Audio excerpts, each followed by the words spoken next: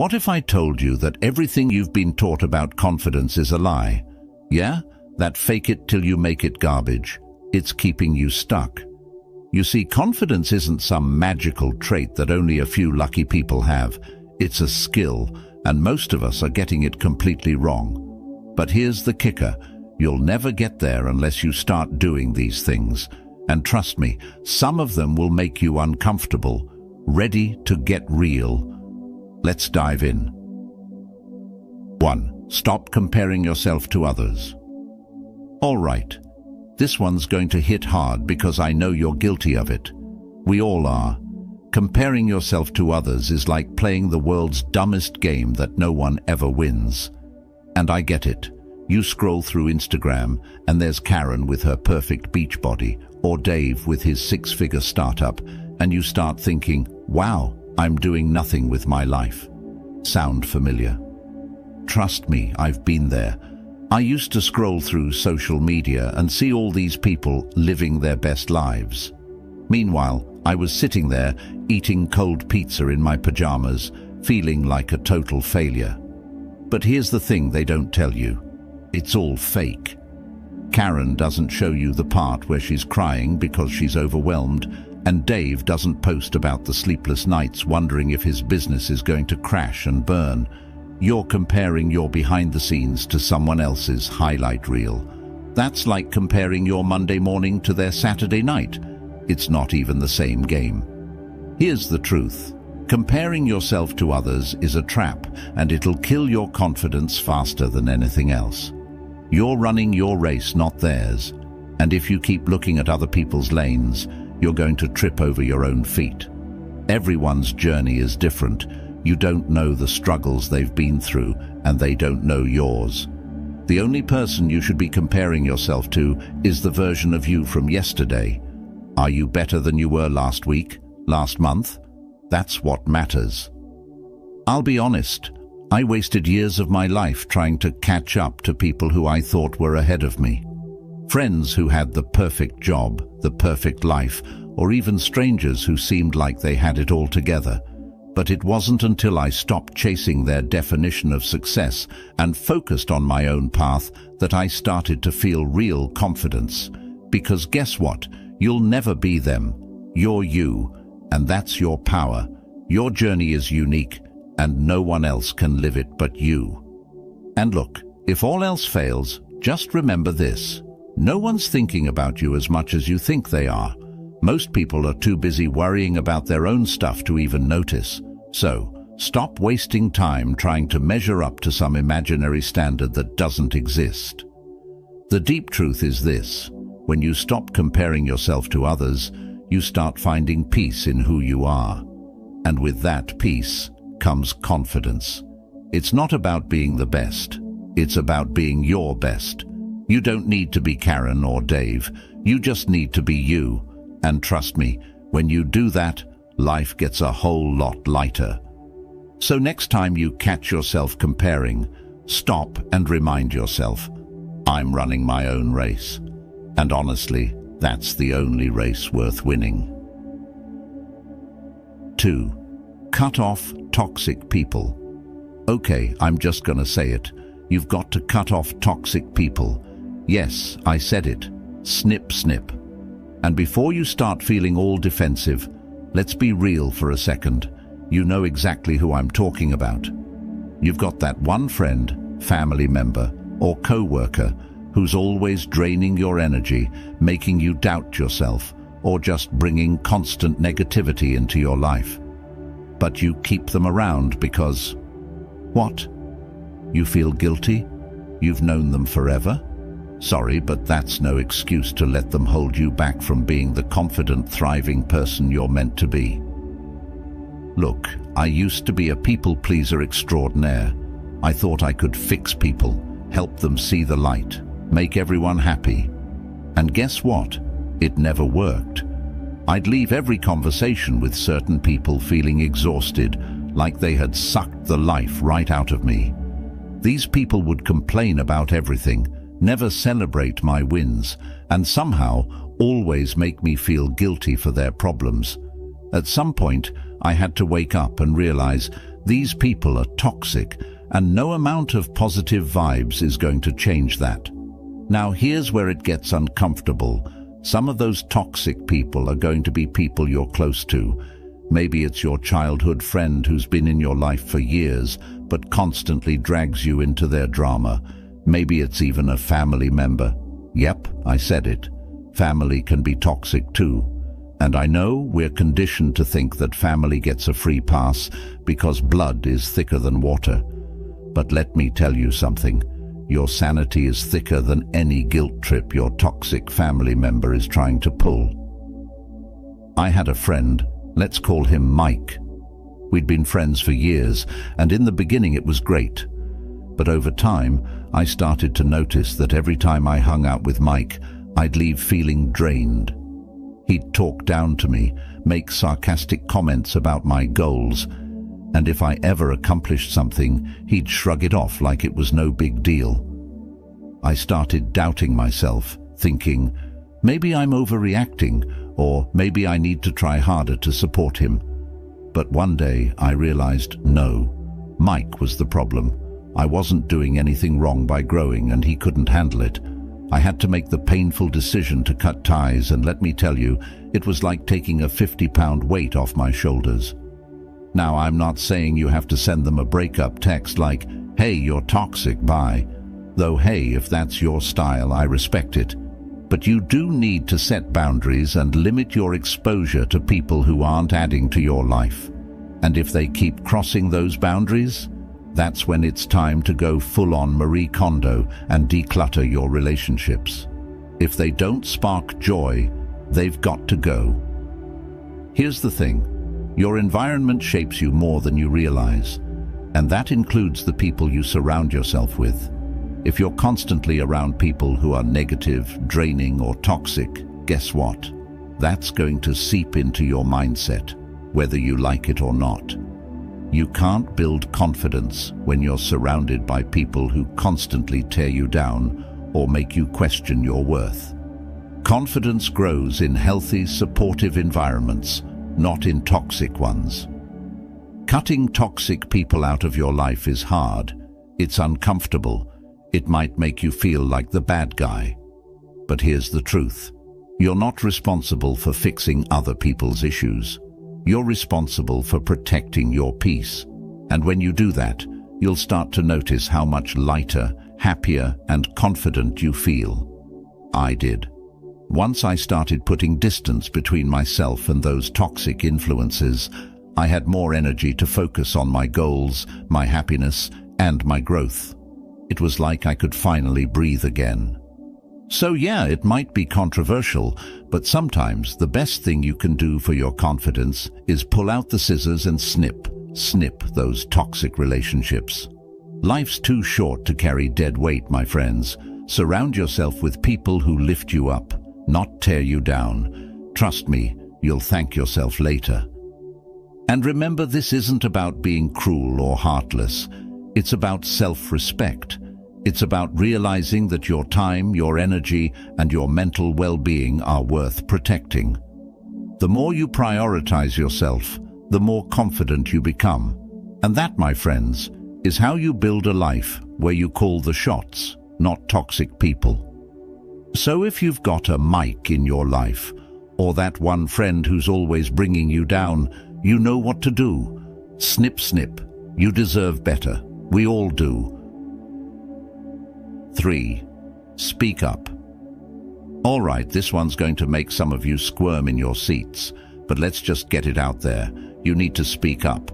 And before you start with, but I don't want to cause drama, or I'm just not a confrontational person, let me stop you right there. Silence is not a virtue. Silence keeps you invisible. You think you're keeping the peace by staying quiet, but really, you're just shrinking yourself down to make other people comfortable. And let's be honest, that's not confidence, that's self-sabotage. Look, I get it. I used to be the king of silence. I'd sit in meetings nodding along like a bobblehead, even though half the time I had questions, ideas, or gasp, even disagreements. But I didn't want to be that person. You know, the one who speaks up and makes everyone pause. I thought staying quiet made me easygoing, but really, it was just me letting fear run the show. Here's where it gets real. People aren't going to magically know your thoughts or opinions unless you speak them out loud. Shocking, right? And while I'm at it, let's drop this ridiculous idea that you should stay silent to avoid rocking the boat. Guess what? The boat needs to be rocked sometimes. Confidence isn't about keeping everything smooth and easy. It's about being authentic, about showing up fully as yourself, even when your voice might ruffle some feathers. And here's the controversial part. If you're not speaking up, you're complicit in your own invisibility. Harsh? Maybe. True? Absolutely. Staying quiet because you're afraid of what others might think is a sure way to make sure your ideas, your needs, and even you never matter. It's like showing up to the party but standing in the corner, hoping someone magically invites you into the conversation. Spoiler alert, it's not happening. If you want to be heard, you have to say something. I remember the first time I really forced myself to speak up, and believe me, it was terrifying. I was at work, and there was this big meeting where everyone was agreeing on some project plan that, deep down, I knew wasn't going to work. But I was sitting there, debating with myself like, do I say something? Am I going to look like a jerk if I speak up? Meanwhile, my gut was screaming, say something, don't just nod along. So I finally blurted it out. Actually, I don't think this is the best approach. The room went dead silent. And let me tell you, in that moment, I wanted to crawl under the table and disappear. But here's the twist. After that awkward silence, the conversation completely shifted. People started asking me questions, digging into the points I raised, and get this, we ended up changing the entire plan. My idea actually made things better. Who knew? That moment was a wake-up call for me. I realized that every time I stayed silent, I was doing a disservice not just to myself, but to the people around me. Because sometimes your voice is the one that's needed. And that's the thing. Speaking up isn't just about you. It's about the value you bring to the table. When you speak up, you give other people permission to think differently, to question the status quo, to see things from a new perspective. Your voice matters, even when you doubt it. But if you keep it locked inside, no one benefits from your insight, your ideas, or your experiences. And that's a tragedy, because the world needs more authentic voices, not fewer. Now, I know what some of you are thinking, but what if I'm wrong? Good, be wrong. That's part of the process. You're not going to get it right every time. But that's where real confidence comes from, knowing that even if you're wrong, it's okay. You can handle it. The point is, you're in the game, you're contributing, and that builds a kind of self-assurance that staying silent never will. And here's a little secret. People who speak up, even when they're wrong, often end up being more respected than the ones who sit quietly, hoping no one notices them. Why? Because at least they have the guts to put themselves out there. They're showing that they believe in their thoughts enough to voice them. That's confidence in action. But beyond the meetings, the awkward moments, and the fear of judgment, speaking up is about something even deeper. It's about self-respect. It's about telling yourself that your voice is just as important as anyone else's, that your thoughts, feelings, and perspectives deserve to be heard. Because if you don't advocate for yourself, who will? Confidence isn't waiting for someone else to give you permission to speak. It's taking the floor and saying, I belong here. So the next time you're sitting in a meeting, at a dinner table, or in any situation where you feel that itch to speak up but hesitate, don't. Jump in, say your piece, and own it. Whether you're right, wrong, or somewhere in between, at least you had the courage to put your voice out there. And trust me, that courage is what builds real confidence. Plus, if you're like me, half the time people will be thinking, wow, I was wondering the same thing but didn't want to say it. You're doing everyone a favor. So speak up. Rock the boat a little. It's time for you to stop being a background character in your own story. Take the mic and own your spotlight. You've earned it. 4. Fail a lot. All right, brace yourself because I'm about to drop the truth bomb that nobody wants to hear. You need to fail. Not once, not twice, but a lot. I'm talking epic, faceplant, what the hell am I doing kind of failures. And here's the kicker. Failure is not just inevitable, it's essential. Yeah, I said it. You're not going to be confident until you fail, so get ready to mess up, because that's how you actually build real confidence. I know, failing isn't fun. Nobody wakes up like, today feels like a great day to totally screw everything up. But here's the thing. If you're afraid of failure, you'll never push yourself hard enough to achieve anything meaningful. You'll play it safe, stick to what you know, and guess what? There's zero growth in your comfort zone. Confidence isn't built by avoiding failure. It's built by staring it in the face, taking the hit, and getting back up. Each time you do, you're sending a message to yourself, I can handle this. I used to be so terrified of failure that I wouldn't even try new things unless I was 99% sure I'd succeed. Let me tell you, it was a miserable way to live. I was constantly stuck in my little bubble, watching other people take risks and wondering why I wasn't getting anywhere. And then one day, big surprise, I failed massively. I bombed a project at work that I had been so sure I'd crush. I'm talking a full-on crash and burn situation. I was embarrassed, frustrated, and ready to crawl under a rock. But something weird happened. I didn't die. The world didn't end. I wasn't struck by lightning. I survived. In fact, after the initial sting wore off, I realized that failing was actually kind of liberating. Once I'd gotten over the fear of it, I realized I had way more freedom. I stopped worrying so much about being perfect and started taking more risks. And guess what? I still failed plenty of times, but each time I got better, smarter, and more resilient. That's the secret no one tells you about failure. It's like going to the gym for your confidence. You don't get stronger by lifting light weights. You get stronger by pushing past your limits and feeling the burn. Here's where I'm going to lose some people, but I'm going to say it anyway. If you're not failing, you're not trying hard enough. That's right. If your life is full of easy wins and smooth sailing, you're playing way too small. It's not a badge of honor to say, I've never failed at anything. It's a sign that you're scared of growth. And look, failure isn't just about learning from your mistakes. It's about proving to yourself that you can survive them. That's where the real confidence comes from.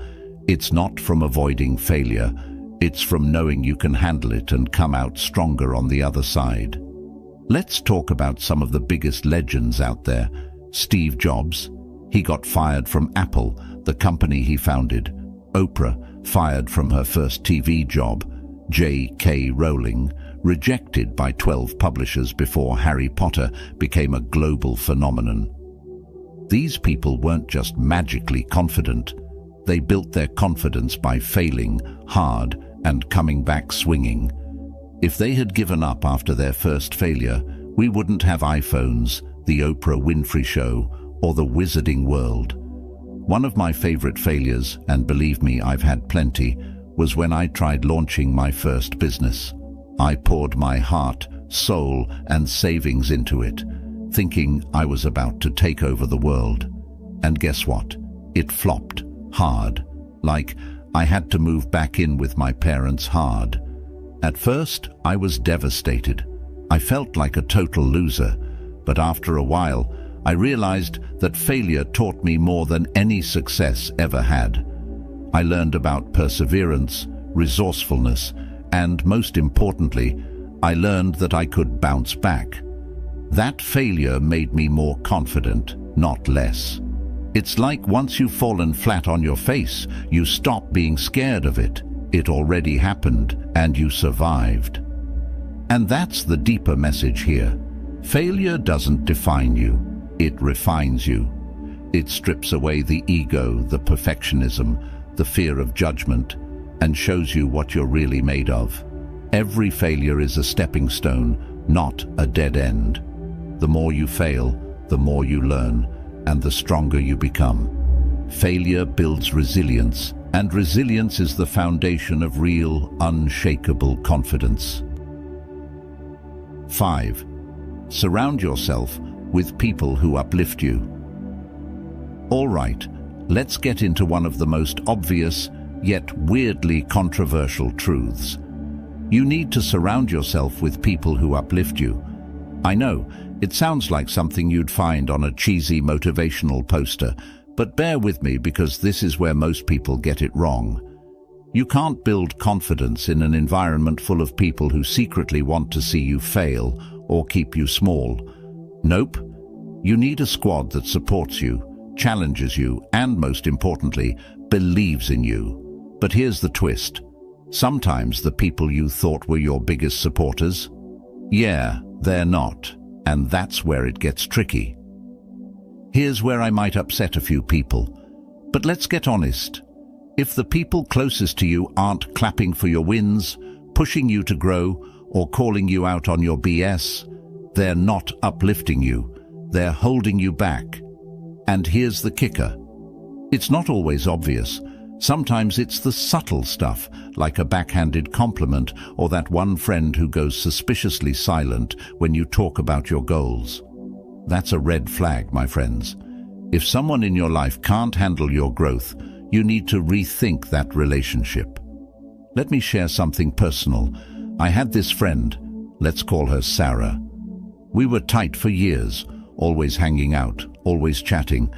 But over time, I started to notice something. Every time I hit a milestone or shared a win, Sarah would either downplay it or straight up ignore it. If I told her about a new opportunity, she'd say something like, "That's cool, but are you sure you're ready for it?" It was subtle, but it was always there. This underlying negativity, like she couldn't stand seeing me level up. And at first, I tried to brush it off, thinking, oh, she's just looking out for me. But the more it happened, the more I realized, no, she wasn't looking out for me. She was holding me back. Now, here's where it gets controversial. You might need to let go of some relationships, even the ones that have been around for years, if they're not serving your growth. And yes, that includes close friends, and sometimes even family. Look, I know we're all told that loyalty is everything, but blind loyalty to people who don't uplift you, that's just self-destruction with a nice label on it. You don't owe anyone your time or energy if they're constantly making you feel small or questioning your dreams. Period. I remember when I first started setting boundaries and limiting my time with people who weren't supporting my growth, it felt weird, uncomfortable. I worried that I was being selfish or too harsh. But the more I distanced myself from the negativity, the clearer my path became. And you know what? It freed up space for the right people, the ones who genuinely wanted to see me win, who encouraged me when I was down, and challenged me when I wasn't pushing hard enough. Let me tell you, finding your uplift crew is like upgrading from a rusty old bicycle to a sports car. Suddenly, everything feels faster, smoother, and more fun. You need people who make you feel like anything's possible, not people who are secretly hoping you stay in the same spot so they can feel better about their stagnation. You know that saying, you are the average of the 5 people you spend the most time with? Well, let's do the math. Look around at your circle. Are they inspiring you or draining you? Are they pushing you forward or pulling you back? If your answer's the latter, you've got some decisions to make, my friend. And yes, that might mean you need to Marie Kondo your social circle. If they don't spark joy, they gotta go. And let me tell you, when you surround yourself with the right people, life starts to feel like it's on a whole new level. But it goes beyond just good vibes and cheerleading. Surrounding yourself with uplifting people isn't just about having a hype squad. It's about building a network of trust, accountability, and growth. The right people will call you out when you're playing small. They'll hold you to your goals and remind you of your potential when you're doubting yourself. They'll give you tough love when you need it and remind you of your why when things get hard. Here's the thing, confidence isn't something you build in isolation. It's shaped by the people around you. If you're constantly surrounded by negativity, self-doubt, or people who are envious of your success, you're going to start internalizing those vibes, whether you realize it or not. That's why it's so crucial to build a community of people who make you feel like the best version of yourself. Your environment, your tribe, has a huge impact on your mindset and your self-belief. I learned this firsthand. When I started cutting ties with people who weren't uplifting, it was tough at first. I felt guilty, like I was abandoning old friends. But then, I found new people who were genuinely happy to see me win, people who inspired me to aim higher, who celebrated my victories and pushed me through my failures. That's when I really started to notice my confidence skyrocketing. I stopped doubting myself so much because I had a solid support system that reminded me of my worth when I couldn't see it for myself. And let's be real, having friends who uplift you makes everything more fun. You're not stuck in gossip or negativity. You're brainstorming new ideas, building each other up, and laughing your way through life. It's like being in a constant state of, "We've got this." And trust me, that kind of energy is contagious. When you're surrounded by people who believe in you, you start believing in yourself more too. So here's the deep truth. If you want to build real confidence, stop wasting time on people who are secretly hoping you fail and start investing in the relationships that lift you up.